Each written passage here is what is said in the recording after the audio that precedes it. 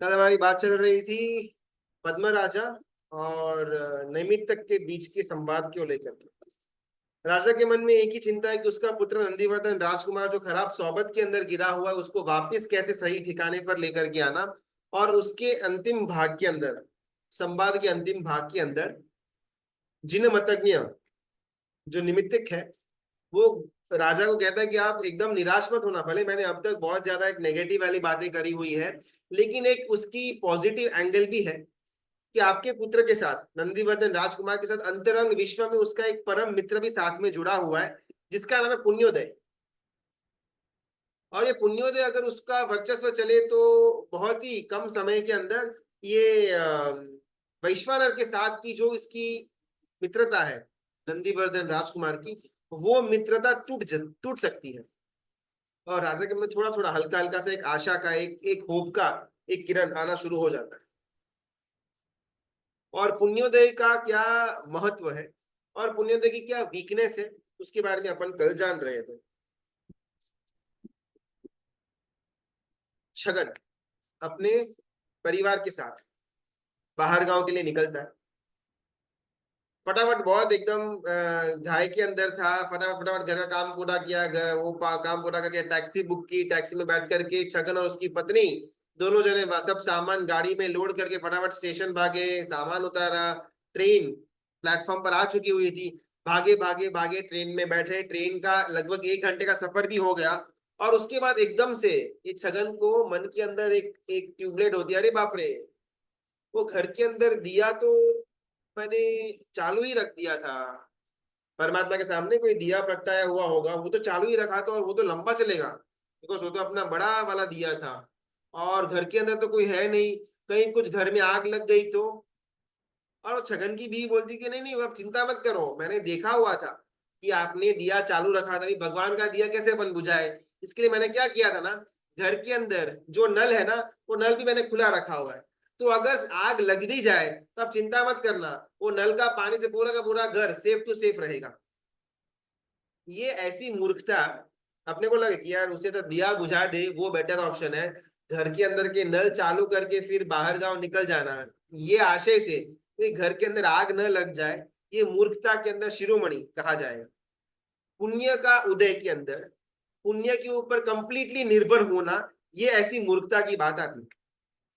कोई एक इंसान है, उसको एक बहुत अच्छी बिल्डिंग बनानी है, बहुत अच्छी क्वालिटी का सीमेंट लेकर के आया, सरिया लेकर के आया, अच्छे कारीगरों को बुलाया, अच्छे आर्किटेक्ट को बुलाया, बहुत सुंदर उसने अपना बिल्डिंग की का निर्माण करवाया। लेकिन बिल्डिंग का जो फाउंडेशन है वो ताश के पत्तों के ऊपर रखा हुआ है। ताश के पत्ते के ऊपर ज्यादा वेट या ज्यादा उसका आयुष्य लंबा हो नहीं सकता, हल्का हवा का झोंका आएगा और वो ताश के पत्ते गिर जाएंगे। इसी जो घटना के अंदर तो इंसान ने जो बिल्डिंग बनाया, उसको उसके अंदर जो मूर्खता थी कि ताश के पत्तों के ऊपर प्लानिंग करके बिल्डिंग बनाना, वैसे हम सबकी मूर्खता है कि पुण्य के उदय के अंदर हम जबरदस्त प्लानिंग कर देते हैं। कुछ समय के लिए हमारा धंधा अच्छा चले, हमारे 10 15 20 25 साल के प्लानिंग हो जाते हैं कि अगर हमको हर साल इतना इतना इतना अपने को प्रॉफिट आ रहा है, हर साल 10 15 टका धंधा बढ़ेगा, तो 5 10 साल के अंदर अपना ये आलीशान फार्म हाउस हो जाएगा, अपना वो डुप्लेक्स ले लेंगे, अपना ये गाड़ी अपग्रेड कर देंगे। हमारा प्लानिंग पुण्य के उदय के अंदर जबरदस्त चलता है। मैं ये SIP लूंगा, मैं वो म्यूचुअल फंड लूंगा, मैं वहां पर इन्वेस्टमेंट करूंगा, 5 10 साल के अंदर पैसा 3 4 गुना मैं करके दिखा दूंगा। पुण्य के उदय के अंदर प्लानिंग करना यानी कि ताश के पत्तों के ऊपर अपने महल की रचना करना, कितना लंबा टिकेगा मालूम नहीं, लेकिन वो एक ना एक दिन धराशायी होने ही वाला है। अभी ये जो पुण्य का उदय है, वो पुण्य का उदय नाम का एक अंतरंग विश्व के अंदर ये नंदीवर्धन राजकुमार का मित्र भी पड़ा हुआ है। यहाँ पर 3 पुण्य 1 3 के 2 दो अर्थ 8 जनरली होते हैं। पूरा मिटेगा ना फिर दे। प्रश्न है तो पूछ सकते हैं, वरना म्यूट पर रहेंगे तो बेटर होगा। पुण्य के जनरली दो अर्थ निकलते हैं, जो हम धर्म के कार्य, जो हम सत्कार्य, जो हम शुभता वाले जितने भी योग है उसके अंदर आगे बढ़े, वो भी पुण्य है। लेकिन पूर्व जन्म के अंदर किए हुए ये पुण्य से अभी जो हमको पुण्य का उदय हुआ हुआ है, उसकी बात यहाँ पर चल रही है। पुण्य की उपार्जन में कहीं पर भी पीछे आने की बात नहीं आई। लेकिन पुण्य के उदय के समय के अंदर जबरदस्त प्लानिंग के अंदर लग जाना, उसको लेकर के यहाँ पर चिंता व्यक्त करने में आई हुई है। जब ये निमित्तज्ञ जब ये पुण्योदय की बात करता है, राजा के मन में थोड़ा सा एक सांत्वना मिल गया, थोड़ा एक हल्का सा होप नजर में आता है कि भाई पूरी की पूरी बाजी अभी हाथ से गई हुई है नहीं, कहीं ना कोई अपने पास एक हुक्म का इक्का तो पड़ा हुआ है भाई। लेकिन ये विचारना मात्र से तो कुछ ज्यादा इसका उकलने वाला है नहीं राजा का। इसके जैसे थोड़ा बीच में समय मिला, राजा फटाफट अपने मंत्री विदुर को बुलाता है और कहता है कि आप फटाफट जाओ गुरुकुल में जहां पर राजकुमार पढ़ाई कर रहे हैं, वहां पर जाकर के उसको पूछ करके आओ कि भाई एग्जैक्टली में उसके मन के अंदर ये, जैसे वैश्वानर क्रोध के लिए इतना ज्यादा सम्मान है, वैसे ही क्या पुण्योदय को लेकर के भी उसके मन में कोई सोच है या नहीं। बस राजा के मन में अभी मेरा दिकरा, मेरा पुत्र, मेरा पुत्र, मेरा मेरा वाला जो भाव था पुत्र के लिए, वो बिल्कुल भी जा ही नहीं रहा था। आगमों के अंदर बहुत सुंदर बात आती है, नाह मनस्य कस्यै, कोई भी इंसान किसी का हो ही नहीं सकता। एक बहुत बड़ा नारियल है, वो खोल करके पीने वाला नारियल, वो बहुत बड़ा, वो जिसे अपन ग्रीन नारियल, लीला नारियल कहते हैं, ऐसा बहुत बड़ा नारियल है। और एक इंसान को इच्छा हुई कि ये पूरा का पूरा नारियल मैं मेरे मुंह के अंदर डाल दूं। अभी वो चाहे कितना भी प्रयत्न करे, लेकिन वो एज इट इज पूरा का पूरा वो लीला नारियल, वो जो हरा नारियल है, ग्रीन कोकोनट है, वो कभी भी पूरा का पूरा मुंह के अंदर नहीं आ सकता। उसके अंदर का पानी बाहर निकाल करके अपन पी सकते हैं, लेकिन पूरा नारियल को मुंह में डालना वो इम्पॉसिबल है। लेकिन फिर भी वो इंसान के दिमाग के अंदर वो नारियल को लेकर इतना प्रेम था, मुझे पूरा का पूरा नारियल खाना है, मुंह में रखना है। प्रयत्न करता है, प्रयत्न करता है। वो अगर अपना मुंह फाड़ भी देगा, दो टुकड़े भी कर देगा, फिर भी वो नारियल अंदर आने वाला है नहीं। ये इम्पॉसिबल, अशक्य जैसी चीज है। ऐसा ही हम किसी और के हो जाए, इसके अंदर भी उतना ही इम्पॉसिबलनेस पड़ा हुआ है। कभी भी कोई भी इंसान किसी और इंसान का हो नहीं सकता। कभी भी कोई भी इंसान किसी और इंसान का कुछ बाल भी बांका नहीं कर सकता। एगो हम नथिम में कोई, जो रात्रि के अंदर संथारा पोरसी का जो एक बहुत सुंदर एक सूत्र बोलने में आता है, पौषध के अंदर या सरवीरती धरो के अंदर, उसके अंदर एक भावना भावने में आती है, एगो हम नथिम में कोई, यानी कि मैं अकेला हूं, मेरा कोई भी नहीं है और मैं किसी का नहीं हूं। शांत सुधारस के नाम के ग्रंथ के अंदर परम पूज्य विनय विजय जी महाराजा इसी भाव को बहुत एक अच्छे रूपक के अंदर पेश करते हैं कि मानो कि कोई कोई दंपत्ति, हस्बैंड एंड वाइफ घर में रह रहा हो, और वो हस्बैंड को लगे कि बाजू वाले घर के अंदर जो स्त्री है वो उसकी वाइफ है, उसको ऐसी भ्रमणा होती रहती है, और वो बाजू वाले घर की जो स्त्री है उसी को अपनी वाइफ मानता है, मन से मानता है। जब जब उसका पति उसके घर पर आता है, तब तब इसको मन के अंदर जबरदस्त क्रोध उत्पन्न होता है, क्योंकि इसके मन के अंदर भ्रमणा है कि वो बाजू वाली स्त्री मेरी है। बराबर वैसे ही पर के अंदर, पर के भावों के अंदर जब जब मैं जाता हूं, तब तब मुझे दुख ही महसूस होगा। एगो हम नथिंग में कोई, मैं किसी का नहीं हूं, मैं, मेरा कोई यहाँ पर है नहीं। ये भाव लाना, अगर राजा ने इस समय, पद्मा राजा ने इस समय ये भाव लेकर के आ गए हुए होते, तो जो ये पुत्र को लेकर के थोड़ा बहुत भी उनके दिमाग के अंदर एक टेंशन चल रहा था, वो टेंशन एक ही क्षण के अंदर जीरो हो जाता। सज्जन पुरुष के लिए परस्त्री, वो परस्त्री का स्थान है, स्वस्त्री स्वस्त्री के स्थान पर है। परस्त्री के लिए उसको कभी भी मन के अंदर कोई विचार नहीं आएगा, लेकिन स्वस्त्री तो उसकी वाइफ जो है, उसके लिए उसके मन के अंदर विचार आएगा। सज्जन पुरुष की बात हो रही है। जो तत्वज्ञ पुरुष है, जो जो अध्यात्म के पुरुष है, उनके लिए स्वस्त्री के अंदर भी परस्त्री की कल्पना आती है। सज्जन पुरुष के लिए उसका उसका पैसा, उसका पुत्र, उसका व्यवहार, उसके उसके रिश्तेदार हो, उसकी गाड़ी गाड़ी हो, उसका दागिने, उसकी जवेरात, उसके जमीन हो, उसका फ्लैट हो, उसका बंगलो हो, वो सबको अपना खुद का मानता है, बिकॉज मेरा खुद का है। लेकिन तत्वज्ञ जो अध्यात्म वाला है, वो इसके अंदर भी पर की भावना ही लेकर के आता है, कोई मेरा नहीं है, मेरा कुछ भी यहाँ पर नहीं। जब जब मैं ये वाक्य से विपरीत दिशा के अंदर भागा हूं, तब तब मैंने सिर्फ और सिर्फ दुख को महसूस किया हुआ। एगो हम नथिंग में कोई। ये यहाँ पर पद्म राजा, उन्होंने आदेश दे दिया विदुर महामंत्री को कि आप जाओ वहां पर गुरुकुल के अंदर, और मेरे बेटे से आप थोड़ा बहुत उसका मन की हालत को जानने का प्रयत्न करना। बिकॉज अब तक हम जो कुछ भी चर्चा कर रहे थे ना, उस चर्चा के अंदर हमने कभी भी हमारे बेटे को यानी कि नंदीवर्धन राजकुमार को तो लेकर के ही नहीं आए थे। हम डिस्कशन सिर्फ इसी बात पर कर रहे थे कि उनके कलाचार्य ने क्या बोला।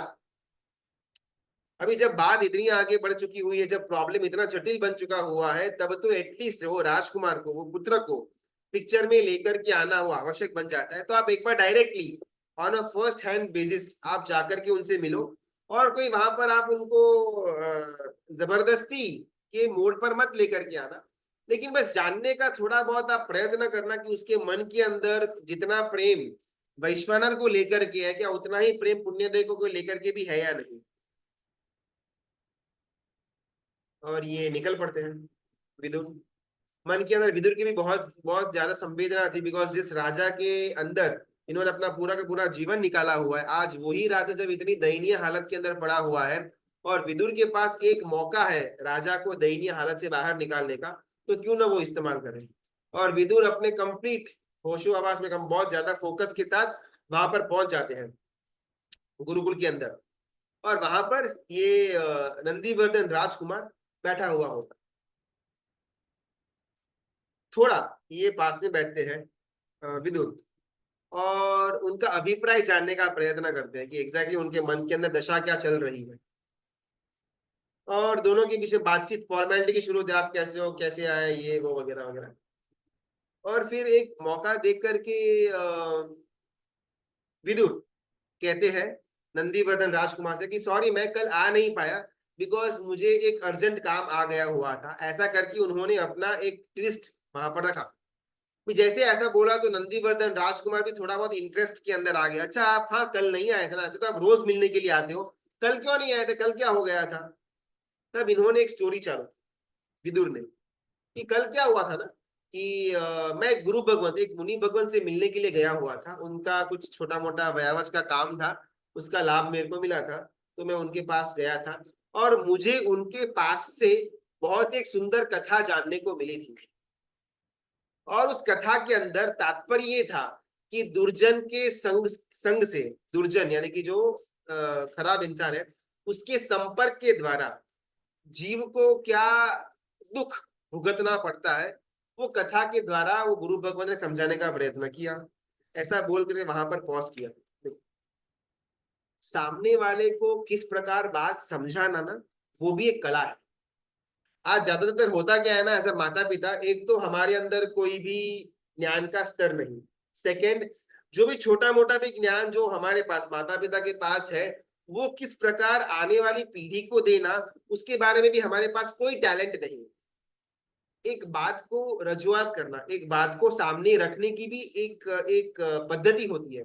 बहुत बार हम अपने आवेश में आकर के, हम अपने ही आवेग में आकर के अच्छी बात को ही इतनी बुरी ढंग में आने वाली पीढ़ी के सामने रखते हैं कि वो आने वाला जो जनरेशन है, वो ये अच्छी बात को भी ग्रहण नहीं कर पाता।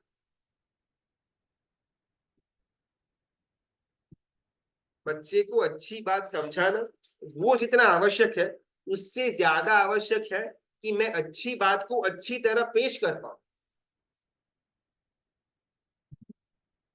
जो जो संतान जीवन के 8 9 10 12 साल तक स्टार्टिंग के कंप्लीटली माता पिता के ऊपर निर्भर रहा हुआ हो या फिर रही हुई हो, वो संतान अचानक 10th के बाद या कॉलेज में आने के बाद माता पिता से एकदम विमुख हो जाते हैं। आज शायद हमारे घर के अंदर हमने ही खुद ने भी ये महसूस किया हुआ होगा कि जब बच्चा 5 6 7 8 9 10 साल तक का था, तब माता और पिता का हर एक बात कहने का जो भी था वो सुनता था और मानता भी था।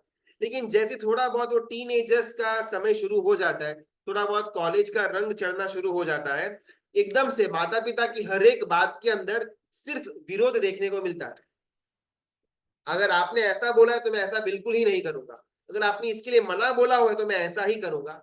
ज्यादातर हर एक घर के अंदर यही परिस्थिति अपने को देखने को मिलती है। इसके अंदर बच्चों का फॉल्ट, आने वाली जनरेशन का फॉल्ट या उनके विचारों का फॉल्ट, उससे बड़ा फॉल्ट है कि माता पिता को अपनी बात जो वहां पर रजुआत करनी थी, जो पेश करना था, उसकी ढंग, उसका उसका जो व्यवहार है, वो ही वहां पर बिगड़ गया। अच्छी बात को अच्छे ढंग में पेश करना वो बहुत आवश्यक है। चाहे सोना 24 कैरेट भी क्यों ना हो, लेकिन उसको कॉइन के शेप के अंदर या एक एक माला के शेप के अंदर अगर सामने वाले को देने में आए तो उसकी वैल्यू बढ़ती है।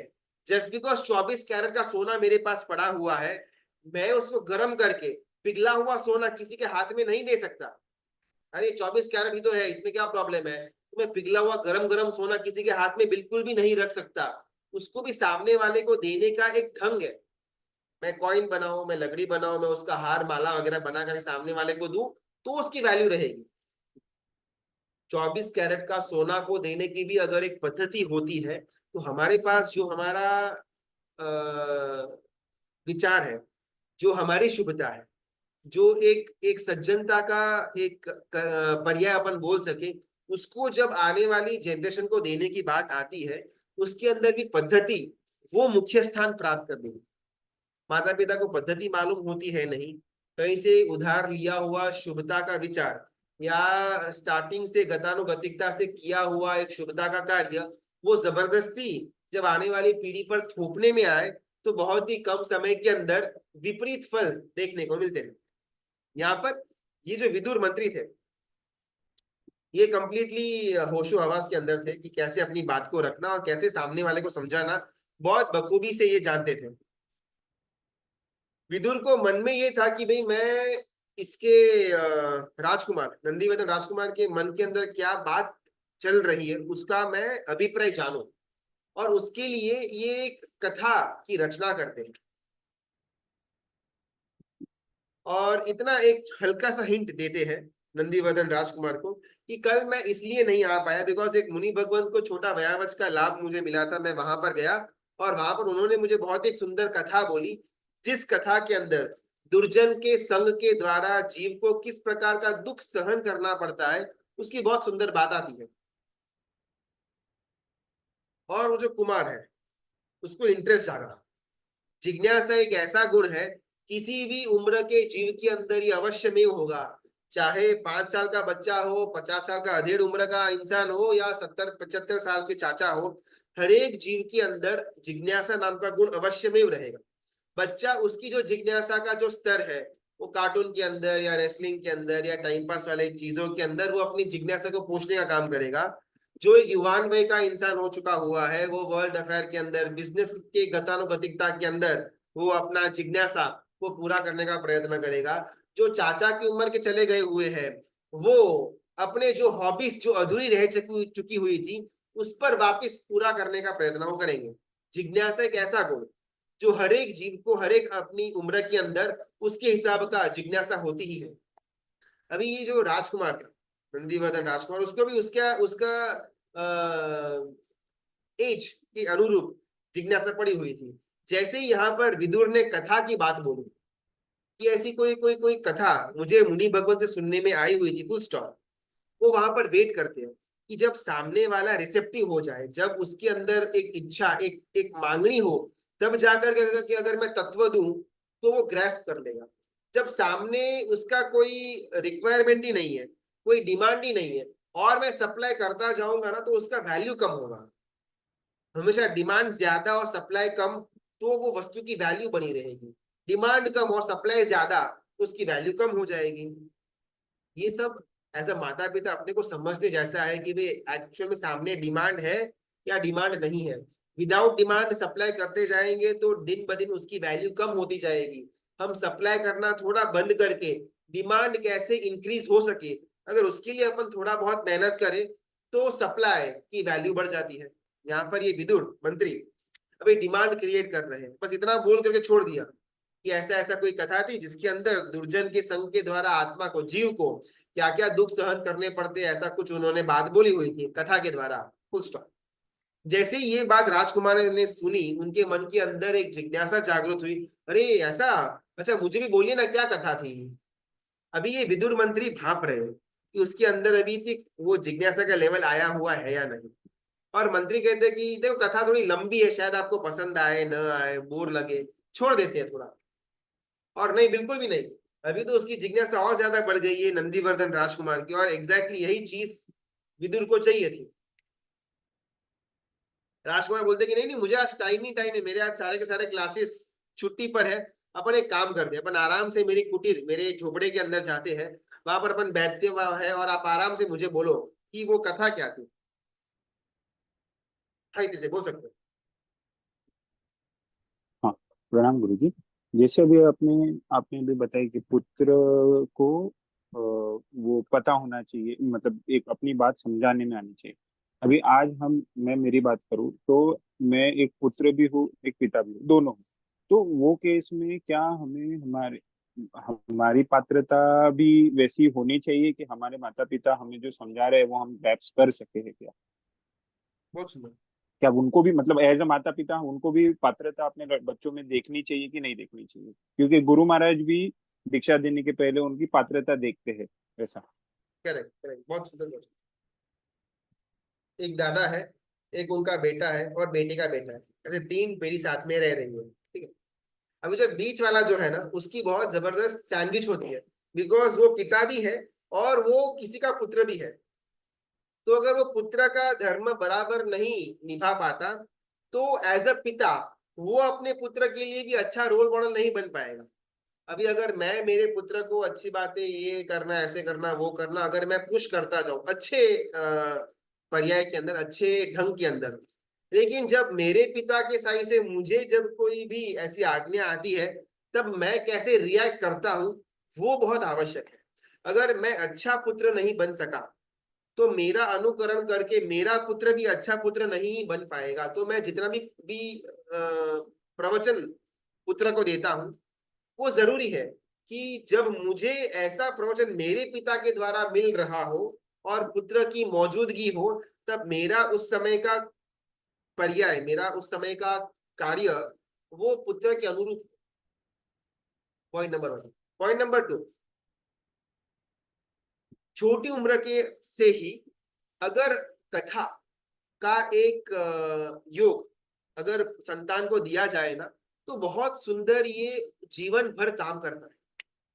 आज अपन स्कूल में देख ले तो भी ज्यादातर मॉरल स्टोरीज के द्वारा कोई ना कोई क्वालिटीज बच्चों के अंदर इम्पार्ट करने का प्रयत्न करते हैं। भले वो होती है एकदम टाइम पास वाली, जैक एंड जिल वाली, एकदम बेढंगी कहानियां होती है, लेकिन वो छोटे उम्र के अंदर, एल वो किंडरगार्टन फर्स्ट सेकंड स्टैंडर्ड तक, वो जो स्टोरीज है उस पर बहुत ज्यादा वेटेज रखकर थोड़ी बहुत भी उसके अंदर की क्वालिटीज वो बच्चे को मिले, ऐसा प्रयत्न उस स्कूल के अंदर किया जाता है। आगे जब बच्चा बड़ा होता है तब उसको हर एक, आज के जितने भी नौजवान है, उनको वेब सीरीज का, मूवीज का शौक तो होगा ही होगा। ऐसे बहुत हार्डली शायद गिने चुने यंगस्टर्स अपने को मिलेंगे कि जिनको न मूवीज का, न वेब सीरीज का, न ओटीटी का किसी किसी किसी किसी का भी शौक ना हो। ऐसा तो बहुत कम देखने को मिलेगा। तो ये और कुछ नहीं, लेकिन कहानी को जानने का, कहानी को सुनने का एक अलग तरीका, फॉर्मेट बदला हुआ है। लेकिन कथा तो उधर भी है, मूवी के अंदर भी कथा है, ओटीटी के अंदर भी कथा है, स्टार्टिंग में स्कूल के अंदर भी, किंडरगार्टन में कथा ही थी। जब वो बच्चा थोड़ा और बड़ा होता है, तब दोस्तों के अंदर, कथाओं के अंदर, पंचायती के अंदर वो थोड़ा आगे बढ़ता है, तो वहां पर भी कथा। बिजनेस के क्षेत्र के अंदर किसके साथ क्या हो रहा है, कौन सी कंपनी आगे बढ़ रही है, कौन सी कंपनी पीछे आ रही है, उसके अंदर रीजन क्या है, इसके अंदर वो आगे बढ़ता है, यहाँ पर भी एक एक कथा। तो जो स्टोरी बोलो या कथा बोलो, ये एक ऐसा योग है जो हर एक जीव को बहुत ज्यादा आकर्षित करेगा। अभी अगर छोटी उम्र से ही संतान को अच्छी कथाओं का, जो हमारे महापुरुषों की कथा आती है, परमात्मा के जीवन चरित्र की बातें आती है, अगर उसको बहुत इंटरेस्टिंग वे में अगर संतान को सुनाने में, समझाने के अंदर आए, तो क्या होता है ना, भले वो बिल्कुल भी गलत राह पर जाएगा नहीं, ऐसी तो कोई बात है ही नहीं। वो गलत राह पर अगर जाएगा तो भी जा सकता है, लेकिन गलत रास्ते पर जाने के बाद भी उसके बैक ऑफ द माइंड वो कथाओं ने कैसा सुंदर एक पिक्चर रचा हुआ होगा कि देख, वो स्टोरी के अंदर उसने ऐसा किया था, तो उसके साथ ऐसा ही हुआ था। तो गलत रास्ते में जाने के बाद भी अगर स्टार्टिंग में उसको शुभ कथाओं का एक एक ट्रेजर दिया हुआ हो, तो गलत रास्ते पर जाने के बाद भी उसका वापस शुभता के अंदर पदार्पण होने के चांसेस बहुत बढ़ जाते हैं। लेकिन जब बचपन में कोई भी शुभता वाले कथा योग का कोई भी परमात्मा के जीवन चरित्र की बात जब संतान को समझाने में नहीं आती है, और दुर्भाग्यवश आज के वातावरण को लेकर के अगर संतान गलत रास्ते पर आगे बढ़ता भी है, उसको वापस शुभता के अंदर लेकर के आना बहुत डिफिकल्ट हो जाता है। लेकिन अगर छोटी उम्र से, जब वो 2 साल का था, 5 साल का था, 6 साल का था, एज ए माता पिता अपन और कुछ कर पाए या न कर पाए, एटलीस्ट उसको जिस प्रकार की कथाओं के अंदर इंटरेस्ट आता है, जैसे बहुत ज्यादा ट्विस्ट एंड टर्न्स है, अपन थोड़ा अपना पॉकेट का मिर्च मसाला डाल करके हमारे महापुरुषों की कथाओं को ऐसा एक सुंदर वे के अंदर लेकर के जाए कि उसके मन के अंदर एक छाप गिर जाए कि ऐसा किया तो ऐसा हुआ, ऐसा नहीं किया तो ऐसा हुआ। जब ये बात उसके मन के अंदर आ जाएगी, दावे के साथ यहाँ पर गुरु भगवान ये गोविंदी भगवत कथा के अंदर कहते हैं कि कथा का योग अगर बच्चे को स्टार्टिंग के अंदर ही दिया जाए तो दावे के साथ उसके जीवन के अंदर गलत राह में जाने के बाद भी शुभता के अंदर आने के चांसेस हाईएस्ट बने रहते हैं। आज हम सब भी तो कथा के योग के अंदर ही तो बैठे हुए हैं। वो राजकुमार के साथ क्या होगा, वो उसका शादी होगा शांति राजकुमारी के साथ, उसका पर्याय कैसे रहेगा। अभी तो अपना मेन विलन जो वैश्वानर है, उसका तो एक भी दाव पे चाया ही नहीं है। उसके बारे का उसका जो भी आगे की घटना होगी वो कैसे, तो कहीं ना कहीं ये हमारे मन के अंदर भी एक रोमांच क्रिएट करती है ये जो कथा का योग है। अगर अपना संतान अगर छोटा है तो छोटी उम्र से ही उसको अपन डेली 15 मिनट 20 मिनट या आधा घंटा जितना भी हमारे पास समय की अनुकूलता हो, उसको अपन ऐसी कोई कथा का रस जागृत करवाए। और हमेशा वो धार्मिक कथा वो बेटर है। वो नॉर्मल कोई नॉवेल ले ली, वो हैरी पॉटर वगैरह ले लिया, वो इतना उचित नहीं है। लेकिन जो हमारे महापुरुष हो गए, जो तीर्थंकर परमात्मा के जीवन चरित्र हो गए, उसमें से कोई एक भाग जो बच्चे को समझने के लिए इजी पड़े, उसको इतना इंटरेस्टिंगली उनके सामने अपन अपन पुटअप करे कि उसके मन में एक छाप बन जाए। फिर बार बार उसको बड़े होकर के टोकने की जरूरत नहीं पड़ेगी। वो कथा का आलंबन लेकर के वो जीव अपने आप शुभता के अंदर आएगा। लेकिन दुख इस बात का होता है कि माता पिता को भी कथा के बारे में कुछ आइडिया होता नहीं। गिन चिन करके अपन 20-25 कथा, बस उसके ज्यादा आगे अपने को और कोई कथा मालूम होती ही नहीं है। और उसके अंदर भी डेप्थ कितना होगा वो तो मालूम ही नहीं। तो जब माता पिता का यही स्तर हो तो पुत्र को कैसे वो कथा के योग के अंदर रस जन्मा पाए, वो बहुत बड़ा प्रश्न हो जाता है। लेकिन अगर कोई माता पिता ये सुन रहे हैं तो एक एक विनंती ऐसी होगी कि हम खुद थोड़ी थोड़ी कथाओं के अंदर जाने का अपन खुद एक इंटरेस्ट क्रिएट करें। जो रोज आपको 1-2 घंटा अपन फेसबुक या नेटफ्लिक्स या न्यूज के अंदर टाइम पास करते हैं, उसका एक आधा घंटा छोड़ करके अपन खुद कथा को समझे, अपन खुद उसके डिटेल के अंदर जाए और उसको इंटरेस्टिंग वे में थोड़ा बहुत मिर्च मसाला डालना है तो डाल करके भी बच्चे के सामने ऐसे अपन पुटअप करें कि उसके मन में इसकी एक छाप पड़ जाए। ये ऐसे माता पिता हमारा करते हुए कहा जाएगा। चलो अपन अभी अपनी कथा के अंदर आगे बढ़ते हैं। विदुर ने भी सेम टू सेम ये कथा चालू की नंदीवर्धन राजकुमार के सामने। अभी भी वो कुमार वही का है, लगभग 11-12 साल के आसपास की ही उम्र है। तो इस उम्र के अंदर भी कथा के लिए एक खिंचाव होना, एक आकर्षण होना वो सहज है। अपने को इस उम्र के अंदर भी कथा का एक आकर्षण है तो उसको होना वो तो आवश्यक, वो तो एकदम टेकन फॉर ग्रांटेड है। और आराम से ये नंदीवर्धन राजकुमार विदुर मंत्री को लेकर के अपनी कुटीर के अंदर जाते हैं और उनको बिठा करके बोलते कि आप बोलो मेरे को स्टार्टिंग से कि वो कौन सी कथा थी जिसके अंदर दुर्जन के द्वारा जीव को क्या क्या दुख सहन करने पड़ते। विदुर को लगा कि यस, अभी एग्जैक्टली वो कांटा फंस गया हुआ है। अभी मैं धीमे धीमे धीमे करके उसके मन का अभिप्राय जान सकता हूं। डायरेक्टली अगर राजकुमार को प्रवचन देने में आए तो शायद इतना अच्छा रिसेप्टिवनेस होता नहीं। लेकिन कथा के माध्यम से यहाँ पर विदुर अच्छे गुणों को इम्पैक्ट उसके अंदर डालने का प्रयत्न और उसकी अंदर की मनोदशा क्या है उसको भी जानने का प्रयत्न कर रहे हैं। जब एज अ माता पिता जब पुत्र को संतान को कथा योग के अंदर अपन लेकर के जाए, एट द सेम टाइम बीच बीच में पॉज करके प्रश्न करने के द्वारा उसके मन के विचारों को भी अपन जान सकते हैं कि ऐसा ऐसा उसने किया, बोलो ये सही था गलत था, आपको क्या लगता है क्या करना चाहिए था। ऐसा कहीं ना कहीं करके उसका भी ब्रेन वर्किंग होना शुरू हो जाए और हमको मालूम पड़े कि भाई एग्जैक्टली इसके अंदर के विचार कैसे है।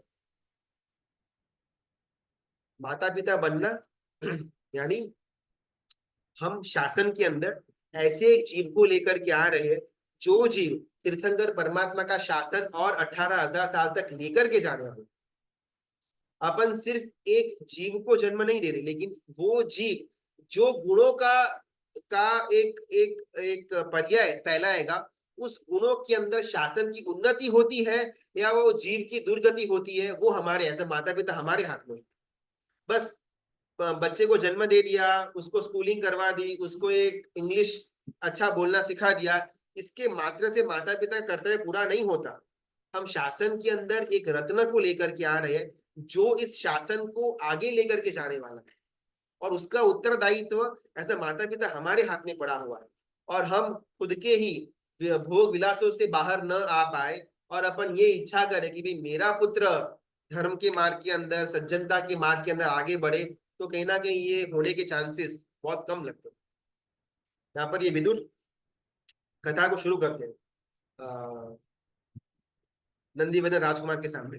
देखो, वो मुनि भगवत ने ऐसा बोला हुआ था कि मनुष्य गति नाम की एक नगरी है, उसके अंदर भरतक क्षेत्र नाम की एक जगह, उसमें शित प्रतिष्ठन नगर नाम का एक नगर है। वो नगर का एक बहुत ही ज्यादा पावरफुल राजा है, और वो राजा का नाम है कर्म विलास।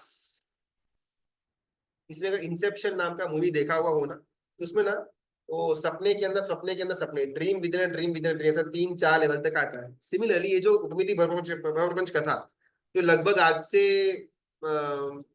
1100-1200 साल पहले जिसकी रचना हुई थी, इसके अंदर भी कथा के अंदर कथा के अंदर कथा का योग लेकर के आए हुए हैं। हम ऑलरेडी यहाँ पर अनुसुंदर चक्रवर्ती और वो जो केवल यानी गुरु भगवंत है, उन दोनों के बीच का संवाद जान रहे हैं।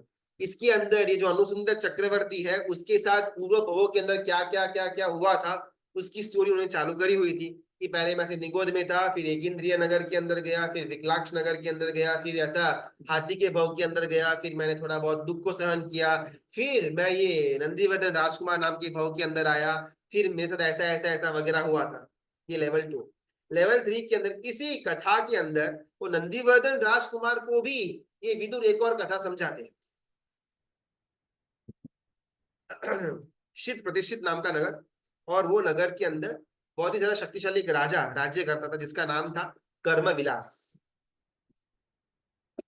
वो कर्म विलास नाम के राजा को ना 2 पत्नियां थी।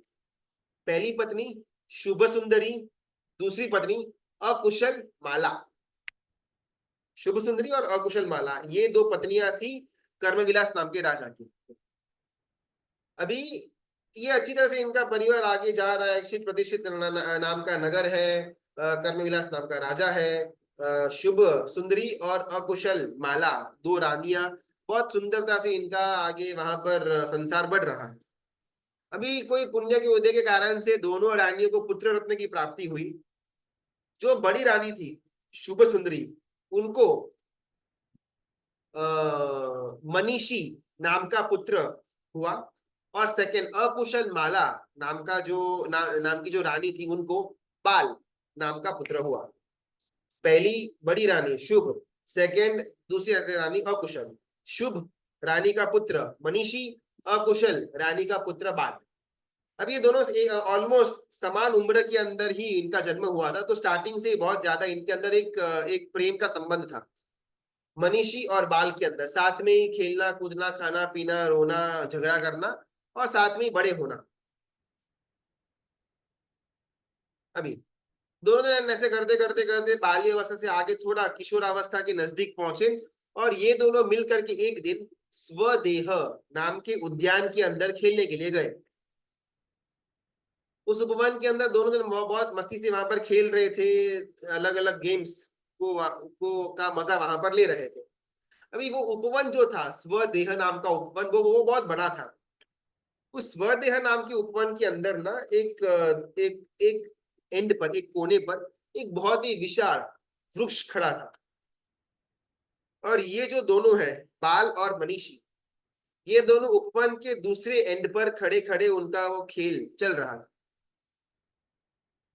अभी उन्होंने दूर से देखा बाल और मनीषी ने कि एक आदमी जो है वो खेस लेकर के वहां बड़ा जो पेड़ उसके पास खड़ा है। ठीक है, उसका कुछ काम होगा। अभी थोड़ा टाइम बाद देखा तो वो जो आदमी था वो खेस, वो जो वृक्ष है उसकी जो एक बहुत बड़ी ब्रांच है, उसके ऊपर खेस को बांध रहा है। तो उसका कुछ काम होगा, ये लोग अभी खेल के अंदर ही है। थोड़ी देर बाद देखा तो वो जो इंसान है वो खीस का दूसरा एंड को खुद के गले में लगा रहा था।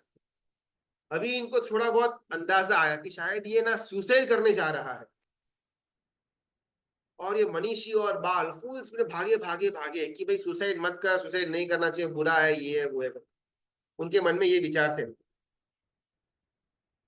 लेकिन वो आदमी जो था जो सुसाइड कर रहा था वो इतना ज्यादा इम्पेशंस के अंदर था कि उसने देखा कि भाई दो जने कोई भाग करके आ रहे हैं, तो उसने खुद फटाफट फटाफट वो गले के अंदर फंदा डाला, गांठ टाइट की और टेबल के ऊपर से कूद गया।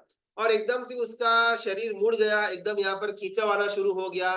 सांस लेने के अंदर तकलीफ आ रही थी, मुंह पूरा लाल लाल हो चुका हुआ था, अंग के अंदर कोई भी हिलन चलन बाकी नहीं थी। फुल स्पीड में ये मनीषी और बाल भागे भागे भागे भागे आ रहे हैं। वो जैसे उपवन तक पहुंचते उसके पहले तो उसने कूद करके अपना वहां पर गला टाइट कर दिया हुआ था। फटाफट वो बाल पैर पकड़ता है, मनीषी झाड़ के ऊपर चढ़ करके उसका वो जो ठेस था उसको वहां से कट कर देता है। धड़म करके वो इंसान नीचे गिरता है, थोड़ा पानी का छिड़काव करने में आता है दोनों के द्वारा, और वो इंसान जग जाता है। भाई बाल और मनीषी बहुत ज्यादा मेहनत किए थे ये इंसान को बचाने के लिए।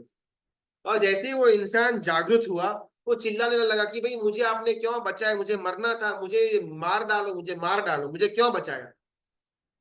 ये दोनों थोड़े बहुत शौक में आ गए, बाल और मनीषी की भी ये पागल आदमी भी बचाया, उसके ऊपर से इतना गुस्सा कर रहा है। और वो इंसान बोले जा रहा है कि आपने मुझे क्यों बचाया, मुझे मैं बराबर गले के अंदर बांध करके लटका हुआ था, आप खाली फोकट टाइम के अंदर आए और मेरा पूरा प्लान चौपट कर दिया। ये बाल और मनीषी बोलते थे तू चिंता मत कर, तू पहले बोल तुझे प्रॉब्लम क्या है, वो प्रॉब्लम तू मुझे बोल।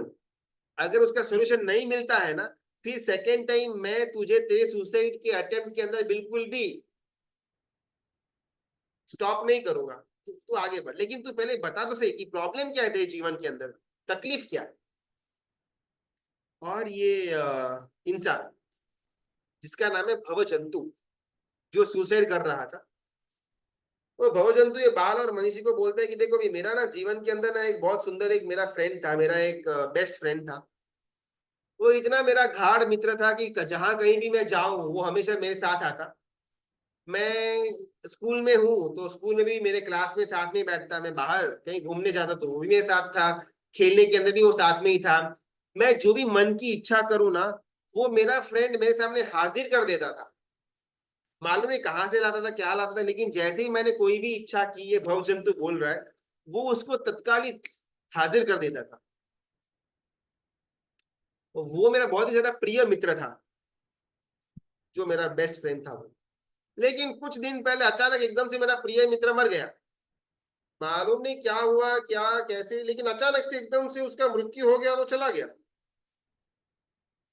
अभी ये जीवन के स्टार्टिंग से ही ना मैं मेरे वो प्रिय मित्र के साथ इतना ज्यादा जुड़ा हुआ था कि वो अभी मौजूद नहीं है।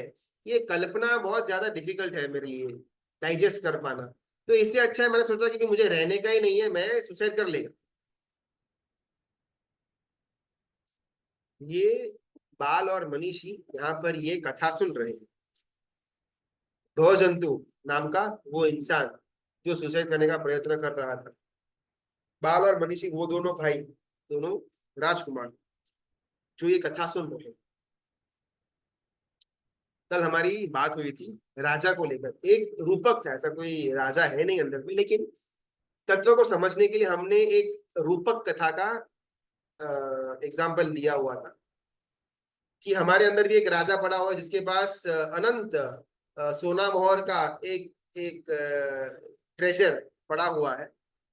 और उसके जो मंत्री है, जो माली लोग हैं, जो रसोइये वगैरह अंदर कर्मचारी जो राजमहल के अंदर होते हैं, वो लोगों ने उनके जो तिजोरी है उसमें से थोड़ा थोड़ा सोना सोना मोहर चोरी करके अपना खुद का स्विस बैंक के अंदर अकाउंट खोल करके रखा हुआ था। और वहां पर वो उसको जमा करते थे और अपना खुद का महल, राजा से भी बड़ा आलीशान महल, ये मंत्री लोगों ने मिलकर खड़ा कर दिया हुआ था। अभी राजा सो रहा है और राजा का ये जो सोने का पर्याय है उसका ही फायदा ये मंत्री लोग मिल करके लेते हैं और वो सोने को चोरी करते हैं। रूपक कथा थी। राजा यानी कि हमारा आत्मा, वो धन यानी कि आत्मा के गुण, और ये जो मंत्री जो रसोइये वगैरह है वो हमारा 5 इंद्रिय और छठा मन, इन छह की कल्पना करने में आती है।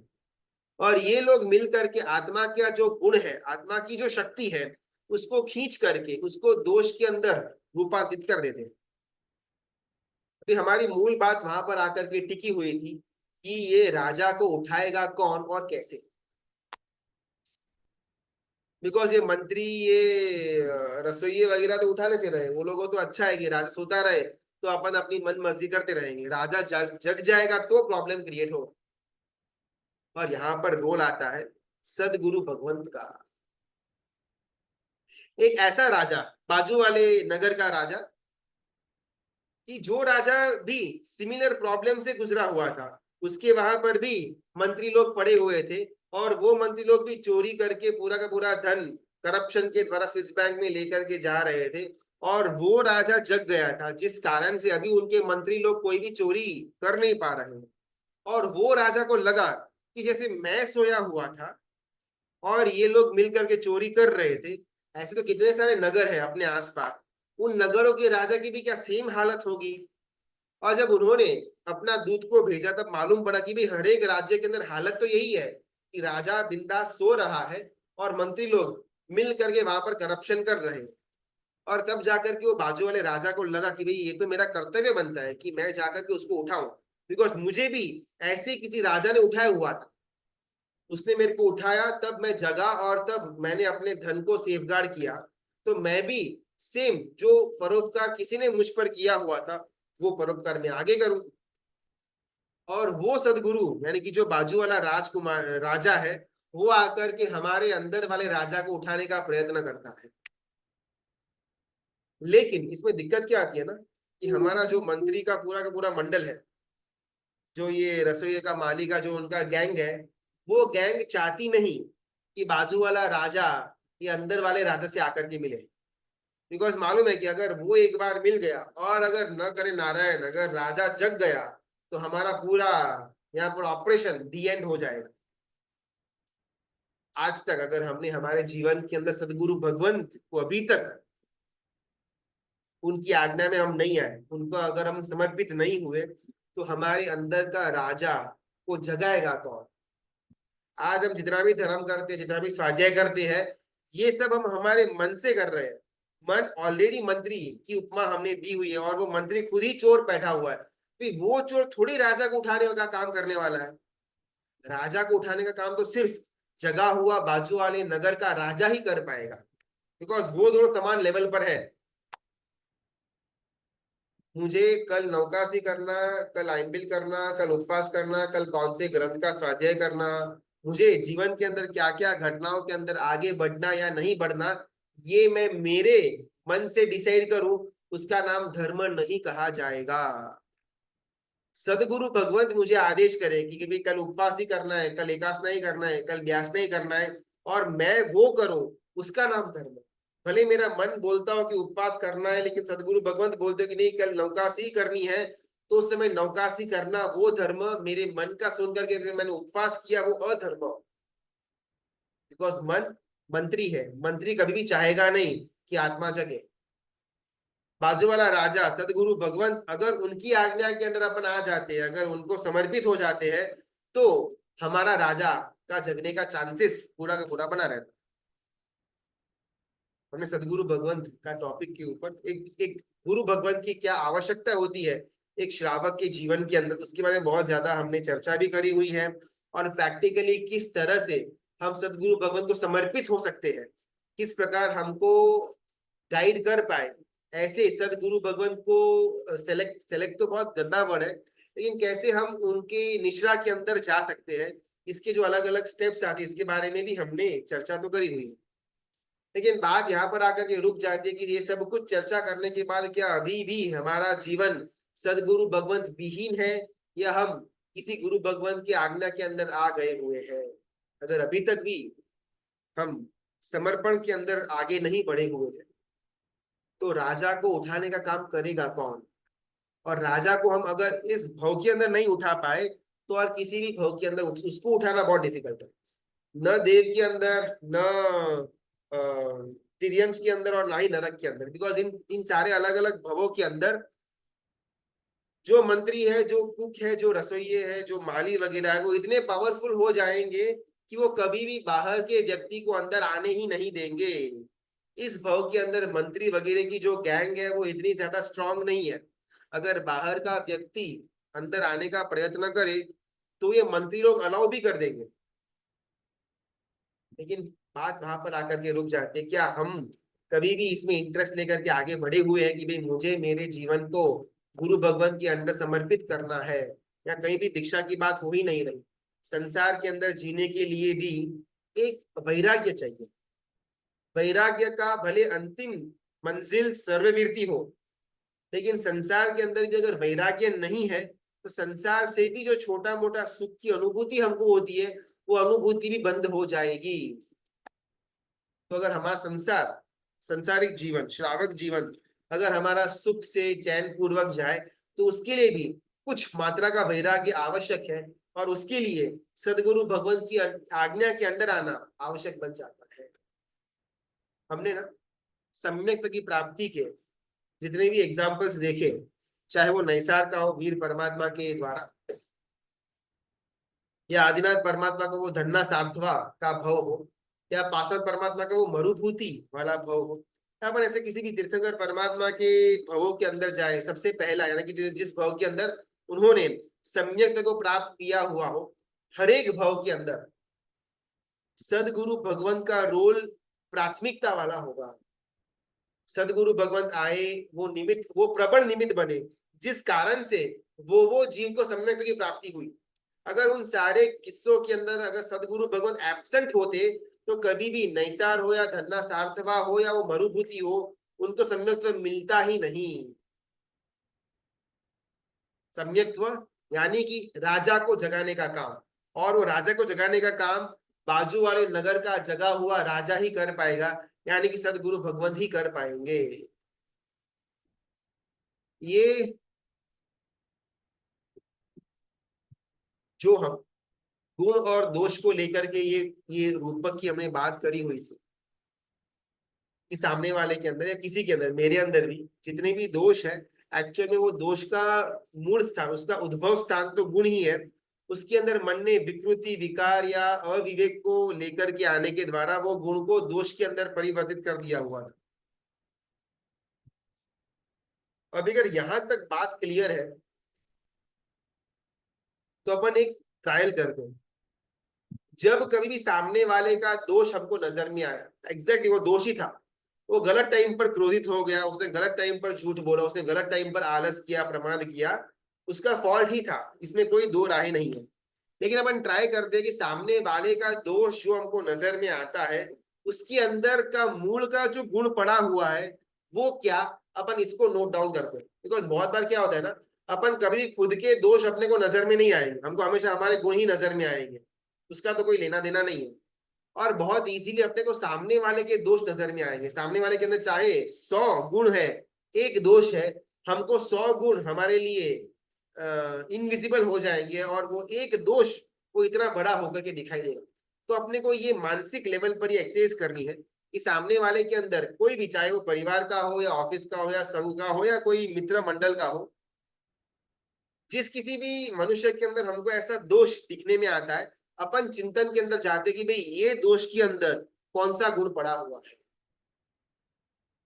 जहां तक पर गुण दर्शन और स्व दोष दर्शन की धारा चालू नहीं होगी तब तक मेरा मुक्ति पॉसिबल नहीं हो सकता।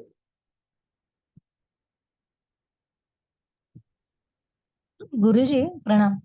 हाँ, एक है ना, एक्चुअली एक डाउट था। जैसे चिंतन किया कि जैसे हमारा गुण है ना, तो ये है ना कि अनारी पद है ना हमारा गुण, अनारी। तो जब हम लोग कुछ खाते हैं, मतलब सपोज कुछ भी, तो इतनी तृप्ति जैसे होती है हमें, तो वो तो एक खुशी, मतलब वो तो खुश, मतलब उसमें खुशी मिलती है थोड़ी देर के लिए भी। तो फिर हम लोग अनारी पद है, तो फिर हमको खुशी क्यों मिलती है? हमारा गुण तो अनारी पद का है। बहुत सुंदर। हमारा गुण अनाहरी पद का है ना। यहाँ पर खाने को दोष नहीं बोला हुआ, शरीर है उसका भी एक रिक्वायरमेंट है। अगर मैं खाना नहीं खाऊंगा ना तो मैं शायद वीकनेस आ जाएगी और मेरा जीवन भी समाप्त हो सकता है। अगर मेरा खुद का अगर मैं बॉडी लूँ तो अगर मैं 10-15 दिन से ज्यादा अगर मैं उपवास करूंगा तो शायद मेरा जीव ही बाहर निकल जाए, राइट। तो यहाँ पर खाने के अंदर कोई प्रॉब्लम नहीं है, लेकिन ये पसंद है ये पसंद नहीं है, इसके अंदर टेस्ट मजा आता है, वो जो हमारी भ्रमणा है, प्रॉब्लम वहां पर है। तो उसमें कौन सा गुण गुण उसके उद्भव स्थान के अंदर है। मुझे जीभ का रस मैंने पोषा, मुझे पिज्जा बहुत भाता है, मुझे आइसक्रीम बहुत भाता है, मैं पेट भरने के लिए मूंग भी खा सकता था, लेकिन मुझे पिज्जा खाने की इच्छा हुई, मैंने राग किया, मुझे रति हुई, मैंने रस को पोषा। अभी ये जो दोष जिसको अपन मानते हैं उसका उद्भव स्थान क्या? इसका उद्भव स्थान एकमात्र सुख की लालसा। हर एक जीव को सुख की लालसा होती है और ये सुख को चाहना, सुख को प्राप्त करना वो जीव का गुण मात्र है। तीर्थंकर परमात्मा को दुख नहीं चाहिए थे, उनको शाश्वता सुख चाहिए था, जिसके कारण से उन्होंने वो उपसर्ग को सहन किया। कोई भी अध्यात्म के अंदर रहा हुआ जीव या मोक्ष मार्ग में आगे बढ़ा हुआ जीव उसको सिर्फ और सिर्फ सुख ही चाहिए। अभी प्रॉब्लम कहां पर आती है? ये मेरा आत्मा का जो गुण था, सुख की लालसा, सुख की इच्छा, सुख की प्राप्ति के लिए आगे बढ़ना, वो जो गुण था, वो गुण को मेरा ये जो मंत्री लोग है इन लोगों ने मिल करके उसके अंदर अविवेक को जन्माया। अभी वो मोक्ष का सुख बोलते हैं, शाश्वता सुख बोलते हैं, कभी मिलेगा मालूम नहीं, इस भाव में तो कोई चांस है ही नहीं, 2 4 6 8 भाव निकले न निकले, उससे भी ज्यादा लंबा हो किसको मालूम है। वहां तक मैं वेट नहीं कर पाऊंगा, मुझे अभी इंस्टेंटली सुख चाहिए। सुख को इच्छा करने में कोई प्रॉब्लम नहीं था, लेकिन नश्वर सुख के पीछे भागना वो मेरे मन का विकार था, शाश्वता सुख के पीछे भागना वो मेरा आत्मा का गुण था। मेरे मन ने, मेरे मंत्रियों ने शाश्वता को हटा दिया, वो सुख की लालसा को पकड़ा और उस सुख की लालसा को अलग अलग छोटे छोटे जगह पर इन्वेस्टमेंट कर दिया। ऐसा खाऊंगा ना तो सुख मिलेगा, ऐसा सुनूंगा ना तो सुख मिलेगा, लेकिन ये सुख कितना है? 2 घंटे, 4 घंटे, 6 घंटे, 8 घंटे। मैंने अगर आज रात को पिज्जा खाया तो कल सुबह भूख लगने ही वाली है। मुझे वो पिज्जा का सुख 2 4 6 8 10 12 घंटे तक रहने वाला है, उससे उससे उससे आगे वो रहने वाला है ही नहीं। लेकिन फिर भी मेरा मन हमेशा नहीं, वापिस कल भी पिज्जा खाएंगे, 2 दिन बाद भी पिज्जा ही खाएंगे, फिर वापिस आइसक्रीम खाएंगे, भले 2 घंटे के लिए सुख मिल रहा है ना, वो काफी है। मेरी सुख की इच्छा ने, सुख की लालसा को मेरे मन ने वो 2 घंटे, 3 घंटे, 4 घंटे का सुख की अनुभूति पर आकर के वहां पर स्टॉप कर दिया। लेकिन आत्मा का गुण था शाश्वत सुख। भाई ये 2 4 घंटे वाला, ये टाइम पास वाला, ये टेम्पररी सुख नहीं चाहिए, अपने को चाहिए परमानेंट सुख। लेकिन मेरा मन वो परमानेंट के लिए जितना बड़ा टाइम लगेगा, उसके लिए दुख वगैरह सहन करना पड़ेगा, इसके लिए वो रेडी नहीं। मुझे अभी इंस्टेंटली फास्ट सुख चाहिए, इसके लिए मुझे वो रस के पीछे मैं भागता हूँ, अच्छा अच्छा देखने के पीछे भागता हूँ, अच्छा सुनने के पीछे भागता हूँ, स्पर्श के पीछे भागता हूँ। ये सब कुछ इंस्टेंट सुख की जो अनुभूति मुझे होता है, वो सुख भी नहीं है, लेकिन एक सुख की जो अनुभूति होती है उसके पीछे मेरे मंत्री लोग भागते हैं। तो रहा मेरा आत्मा का गुण, शाश्वता सुख की झंखना, उसकी प्राप्ति, उसकी इच्छा, वो मेरा आत्मा का गुण है। लेकिन मेरे मंत्री लोगों ने मिला करके उसको अविवेक के अंदर डाल दिया और ये विषय भोग विलास के अंदर मैं आगे बढ़ा। अपन एक मानसिक एक पुरुषार्थ करते हैं, सामने वाले का कोई भी छोटा बड़ा दोष अगर मुझे दिखने में आए तो मैं उस दोष के अंदर में रहा हुआ जो गुण है वो गुण को देखने का प्रयत्न करूंगा। पर गुण दर्शन और स्व दोष दर्शन, ये दोनों ऐसी सीढ़ियां हैं जो सीढ़ियां डायरेक्टली मोक्ष तक जाती है, और हम बिल्कुल उल्टा नीचे उतर रहे हैं। अपन पर दोष दर्शन और स्व गुण दर्शन, मैं तो कितना अच्छा तप करता है, मैं तो कितना अच्छा स्वाध्याय करता है, मैं तो कितना अच्छा परमात्मा की भक्ति करता है, मेरा भयावच बहुत अच्छा है। स्व गुण दर्शन, और सामने वाला वो बराबर नहीं है भाई, उसका सूत्र शुद्ध नहीं है, उसको तो अर्थ ही नहीं मालूम है, वो तो पूजा गलत गलत करता है, उसको तो कोई आइडिया है ही नहीं। पर दोष दर्शन, अपन एकदम ऑपोजिट धारा के अंदर बह रहे हैं। तो ये तत्व जो राजा और जो दोष और गुण की बात हुई, उसके अंदर से अपन ये छोटा सा एक्सरसाइज शुरू करते हैं। किसी भी व्यक्ति के अंदर दोष दिखाई दे, उसके मूल में कौन सा आत्मा का गुण पड़ा हुआ है उसको अपन चिंतन करें, और सामने वाले का जो दोष है वो हमारे लिए गुण का पर्याय बन जाएगा।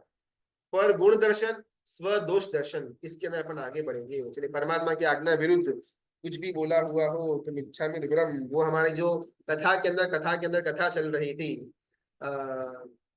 भव्य जंतु जीव की सुसाइड करने के लिए आगे बढ़ता है। अभी एग्जैक्टली उसका जो परम मित्र था उसका वियोग कैसे हुआ, और वो क्या क्या चीजें आगे होती है अपन कल के क्लास में जानने का प्रयत्न करेंगे। सबका बहुत बहुत धन्यवाद। अनुमोदना, प्रणाम।